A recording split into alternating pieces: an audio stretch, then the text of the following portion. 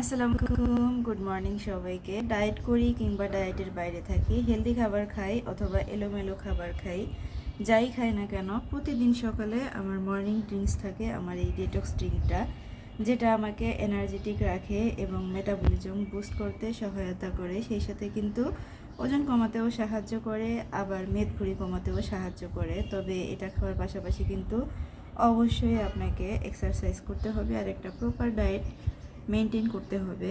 মাঝে মধ্যে যেহেতু আমারও ডায়েটটা ব্রেক হয়ে যায়, আর লাস্ট টাইম কিছুদিন হচ্ছে অনেক বেশি অসুস্থ থাকার কারণে ডায়েটটা মেনটেন করতে পারিনি, তবে ডেটক্স ড্রিঙ্কটা কিন্তু আমি খেয়ে গিয়েছি, যে কারণে আমার কিন্তু ওয়েটটা অত বেশি গেইন হয়নি। 1-1.5 কেজি ওয়েট গেইন হয়েছে, ইনশাল্লাহ ওইটা আবার কমিয়ে ফেলবো।